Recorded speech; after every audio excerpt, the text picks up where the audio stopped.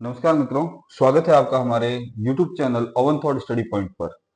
हम लोगों ने काफी संत संप्रदायों को पढ़ा, काफी संतों को पढ़ा। इसी कड़ी में आगे की तरफ अपन चलते हुए पढ़ रहे हैं। आज देखना, संत संप्रदाय के अंदर रामचरित संप्रदाय को, और रामचरित संप्रदाय जिन्होंने स्थापित किया वो थे कौन? संत रामचरण जी। इनका मूल मंत्र क्या था? इन्होंने क्या मंत्र दिया है? इन्होंने सिर्फ राम नाम का मंत्र दिया, और ये क्या कहते हैं? राम नाम तारक मंत्र सुमिरे शंकर शेष। राम नाम जो है वो तारने वाला, इस भवसागर से दूर ले जाने वाला जो मंत्र है वो कौन है? राम नाम है। सुमिरे शंकर शेष, इसको भगवान शंकर, भगवान ब्रह्मा सारे इसी नाम को सुमिरन करते हैं। रामचरण साचा गुरु, रामचरण जी सच्चे गुरु हैं। देवे यो उपदेश, वो यही उपदेश देते हैं कि आपको राम नाम के मंत्र को जपना चाहिए। तो आज हम रामचरित संप्रदाय की हिस्ट्री के बारे में, रामचरित संप्रदाय से संबंधित तथ्यों के बारे में और संत रामचरण जी महाराज के बारे में आज हम इस वीडियो के माध्यम से आपको जानकारी देंगे।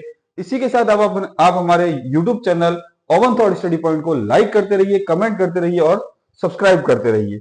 चलते हैं रामचरित संप्रदाय, रामचरण जी के बारे में पहले थोड़ी जानकारी ले लेते हैं। देखिए, रामचरित संप्रदाय की स्थापना करने वाले कौन हैं? तो ध्यान रखना, रामचरित संप्रदाय की जो स्थापना करते हैं उनका नाम क्या है? संत रामचरण जी महाराज। इनका आपको यहाँ पे एक फोटो दिख रहा होगा। इस फोटो के अंदर संत रामचरण जी महाराज को आप पहचान सकते हो। रामचरण जी महाराज जो है, इनका जन्म कहाँ हुआ, कैसे हुआ? तो देखते हैं। इनका जन्म जो माघ शुक्ल चतुर्दशी, ठीक है ना, माघ शुक्ल चतुर्दशी संवत 1776, यानी कि हम कह सकते हैं कि 1720 होना चाहिए, सॉरी यहाँ पर, ठीक है ना, 24 फरवरी 1720 में, ये ध्यान रखना, ये गलत है। 24 फरवरी 1720 के अंदर इनका जन्म होता है। कहां होता है? सोडा ग्राम, जयपुर, राजस्थान के अंदर। सोडा ग्राम है जयपुर में, वहां पर इनका जन्म होता है। किस वर्ग में होता है? तो ध्यान रखना, विजय वर्गीय वैश्य गोत्र कपाड़ी समाज में इनका क्या होता है? जन्म होता है। इनके पिता का नाम क्या है? तो इनके पिता का नाम है बख्ताराम जी और माता का नाम है देव जी। पिता बख्ताराम जी सेठ थे, ठीक है ना, वैश्य परिवार में, यानी कि बनिए परिवार में जन्म होता है। कल मैं आपको बता चुका हूं, कर्म के आधार पर 4 वर्ण थे, ब्राह्मण, वैश्य, क्षत्रिय और शूद्र। इन चारों वर्णों को कर्म के आधार पर बांटा गया था, और कर्म के आधार पर ये क्या थे? वैश्य थे, यानी व्यापारी वर्ग से संबंध रखते थे। पत्नी का नाम इनके था गुलाब कंवर बाई, जो कि गिरधारी लाल खुंटेट की पुत्री थी, और वो गांव भी चांदसेन गांव जयपुर के पास में पड़ता है, ये ध्यान रखना। इनके पत्नी थी और इनकी पुत्री का नाम क्या है? जड़ाव कंवर, ठीक है ना। ये जो रामचरण जी जो थे, ये जयपुर राज्य में दीवानी पद, यानी एक दीवान का पद होता है, उस पर कार्यरत थे। ध्यान रखना, दीवान पद पर कार्य किया। कहां पर? जयपुर राज्य के अंदर। वहीं पर इन्होंने अचानक क्या ले लिया है? राज्य पर पद पर रहते रहते इन्होंने संन्यास ले लिया, और कृपाराम जी को अपना क्या बना लिया? इन्होंने गुरु बना लिया। कृपाराम जी के खुद के गुरु कौन थे? ध्यान रखना, संत दास, ठीक है ना। इनके गुरु कौन है? रामचरण जी के गुरु का नाम क्या है? कृपाराम जी। और कृपाराम जी जो थे, इनके खुद के गुरु का नाम क्या है? इनके गुरु का नाम क्या है? संत दास, ठीक है ना, ध्यान रखना। शाहपुरा के राजा जो थे, इन्होंने शाहपुरा के राजा थे रण सिंह जी। ध्यान रखना, उस समय शाहपुरा के राजा कौन थे? रण सिंह जी थे। उन्होंने रामचरण जी को छत्री व मठ बनवाकर एक भेंट दी थी। इन्होंने, रामचरण जी ने जो रामचरित संप्रदाय की शाखा खेड़ापा शाखा है, इसकी स्थापना की थी। खेड़ापा शाखा की स्थापना करने वाले कौन थे? खुद रामचरण जी थे, ध्यान रखना।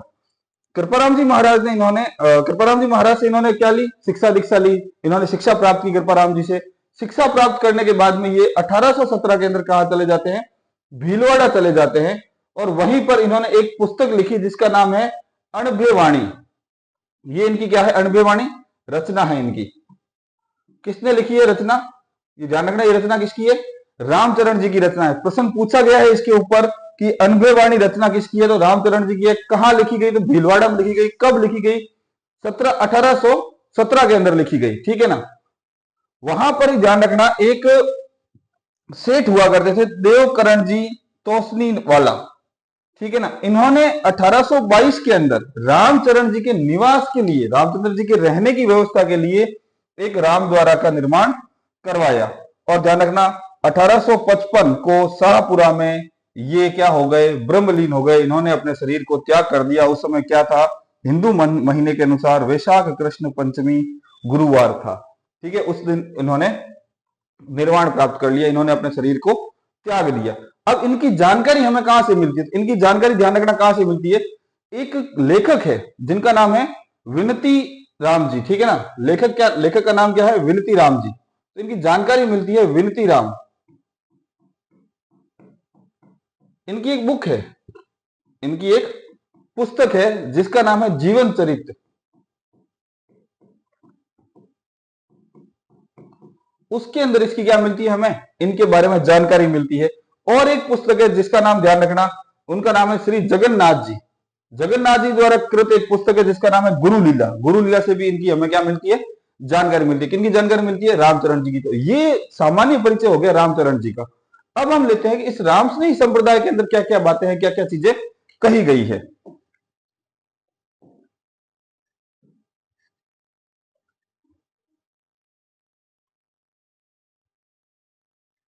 स्क्रीनशॉट लेना चाहो तो फटाफट ले लो एक, फिर मैं चेंज कर रहा हूं।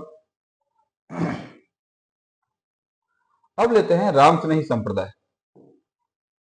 तो ध्यान रखना, पहले ही मैं आपको बता चुका हूं कि रामस्नेही जो संप्रदाय है इसकी स्थापना करने वाले कौन है? ये यहां विराजमान है, जिनका नाम है रामचरण जी महाराज। ये खुद रामानंद के शिष्य थे और रामानंद के वे शिष्य। ध्यान रखना, इसमें थोड़ी बातें आपको गहनता से पढ़नी पड़ेगी कि रामानंद जी के वे चेले या वे शिष्य जो सगुण भक्ति की तरफ चले गए, वे रामानंदी संप्रदाय से जुड़ गए। किससे जुड़ गए? रामानंदी। सगुण का मतलब क्या? जो मूर्ति पूजा में विश्वास रखते हो, ईश्वर को ईश्वर को एक साकार रूप में मानकर उसकी पूजा अर्चना करते हो, वो सगुण भक्ति के अंदर आते थे। और रामानंद जी के वे शिष्य या वे चेले जो निर्गुण भक्ति की तरफ चले गए, वो रामस्नेही संप्रदाय से जुड़ गए। अब ध्यान रखना, ये रामानंद जी जो है ये दशरथ पुत्र राम को नहीं मानते हैं, दशरथ के पुत्र राम की पूजा नहीं करते हैं। ये किसकी पूजा करते हैं? ये एक राम नाम के निर्गुण रूप की पूजा करते हैं।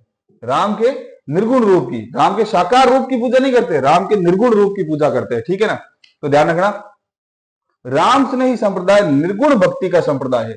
यह संप्रदाय किस भक्ति से संबंध रखता है? निर्गुण भक्ति से संबंध रखता है। रामस्नेही संप्रदाय में दशरथ पुत्र राम की पूजा नहीं की जाती। रामस्नेही संप्रदाय में निर्गुण राम की पूजा की जाती है। यानी कि राम क्या है? निर्गुण है, राम निराकार है, राम हर जगह उपस्थित है, राम कण कण में उपस्थित है, उसकी ये पूजा करते हैं। कौन करते हैं? रामस्नेही संप्रदाय के लोग। और इसकी स्थापना करने वाले कौन है? ध्यान रखना, पूज्य रामचरण जी महाराज। ठीक है ना, ये संत, इस संप्रदाय के संत जितने भी हैं वो गुलाबी रंग के कपड़े पहनते हैं। इन संतों की जितने भी संप्रदाय के जितने भी संत हैं, इनके आप कपड़े नोट करोगे तो ध्यान रखना, ये गुलाबी रंग के कपड़े पहनते हैं। फटाफट इसका एक स्क्रीनशॉट लीजिए और आगे चलते हैं इस संप्रदाय के अंदर।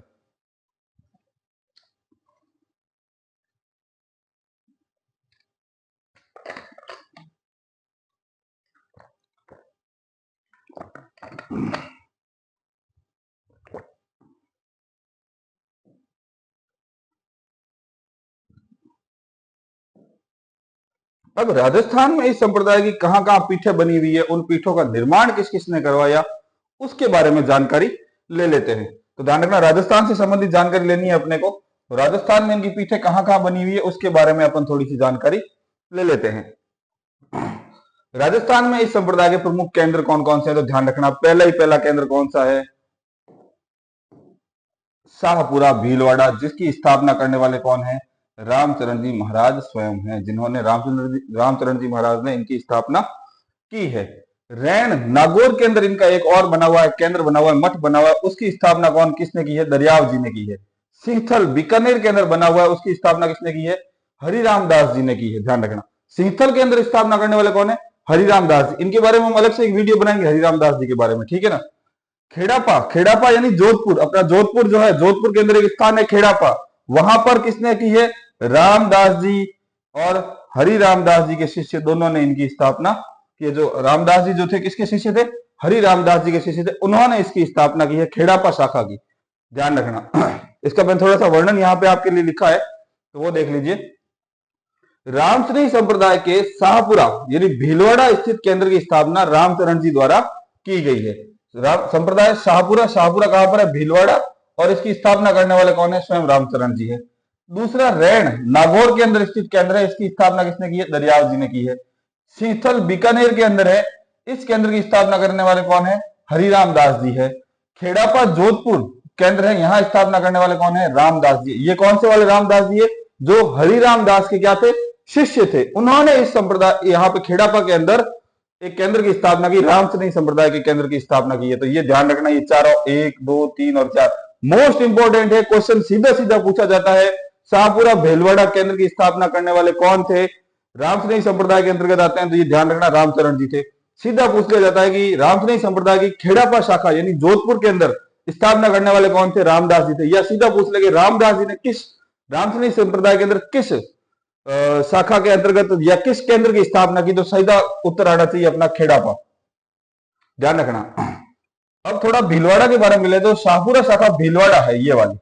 यहां पर ध्यान रखना, होली के अगले दिन भीलवाड़ा में फूल डोल मेले का आयोजन किया जाता है, ठीक है ना। अर्थात चैत्र कृष्ण एकम के दिन शाहपुरा भीलवाड़ा में फूल डोल मेले का आयोजन किया जाता है। यहां पर एक मेले का आयोजन किया जाता है। कौन सा मेला है? फूल डोल मेला।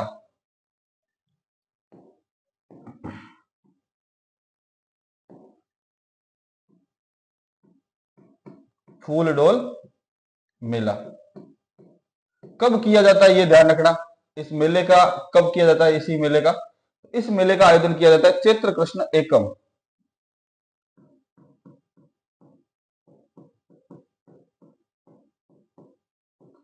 एकम को यहां पर यानी होली के अगले दिन, जस्ट होली के अगले दिन यहां पर किया जाता है। और एक ध्यान रखना, जयमल दास जी को रामसनेही संप्रदाय की सींथल शाखा का आदि आचार्य कहा जाता है। ध्यान रखना, सींथल, ये सींथल बीकानेर वाली, ये इसका आदि आचार्य किसे कहा जाता है? ध्यान रखना, जयमल दास को कहा जाता है। क्यों कहा जाता है? इसका भी एक ध्यान रखना तथ्य है, क्योंकि जो यहाँ के संस्थापक है कौन?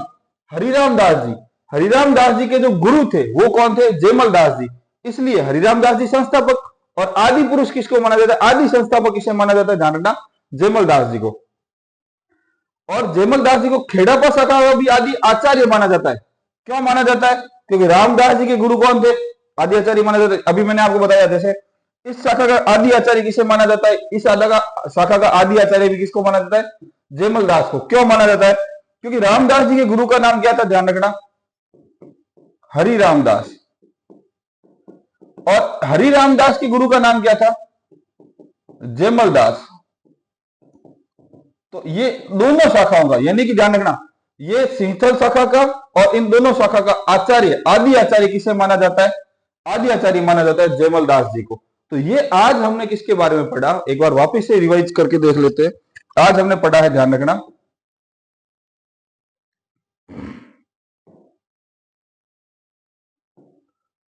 पहले एक बार स्क्रीनशॉट लीजिए फिर देखते हैं आगे।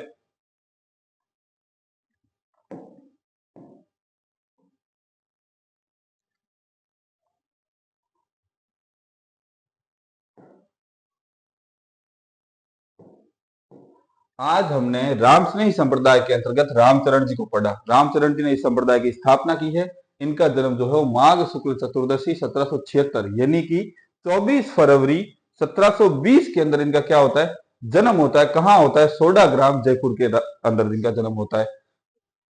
विजयवर्गीय वैश्य गोत्र के कपाड़ी समाज में इनका जन्म होता है। इनके पिता का नाम बख्तराम जी, माता का नाम देव जी, पत्नी गुलाब कंवर बाई जो गिरधारी लाल खुंटेट की पुत्री थी, जो चांदसेन गांव से संबंध रखती थी। पुत्री इनकी हुई है, क्या नाम था इनका? जड़ाव कंवर नाम था। तो आज हमने ध्यान रखना राम स्नेही संप्रदाय के बारे में अध्ययन किया है। और संत, इनको संत क्या, इनको अगर अपन भगवान का दर्जा भी दें, क्यों? इन्होंने लोगों के अंदर व्याप्त जो बुराइयां थी, लोगों का जो पाखंड था, उनको दूर करने का कार्य इस संत ने किया है, जिस संत का नाम है क्या? रामचरण जी महाराज। इनके बहुत सारे शिष्य हुए, अलग अलग इनकी शाखाएं बनी हुई है। मेरे एक गुरुदेव जी है, वो भी इनके शिष्य रहे हुए हैं। आप भी ध्यान रखना, अगर आपको कभी मौका मिले तो इनकी जितनी जितनी शाखाएं हैं, जहां जहां शाखाएं हैं, वहां वहां आप भ्रमण करके आइए। इसी के साथ आप हमारे YouTube channel oven thought study point से बने रहिए, लाइक करते रहिए, कमेंट करते रहिए और हर एक लोगों तक इस जानकारी को पहुंचाने के लिए सब्सक्राइब करते रहिए। अगर आपके मन में कोई प्रश्न है इस टॉपिक को लेकर या किसी टॉपिक को लेकर, जितने टॉपिक हम पढ़ चुके हैं उन टॉपिक्स को लेकर अगर कोई प्रश्न है तो आप हमारे इंस्टाग्राम चैनल पर भी डाल सकते हैं। इंस्टाग्राम चैनल का मैं पूरा ही आपको यहाँ पे लिख देता हूं। इंस्टाग्राम चैनल ये तो आपको लिखना ही है, ओवन थॉट्स।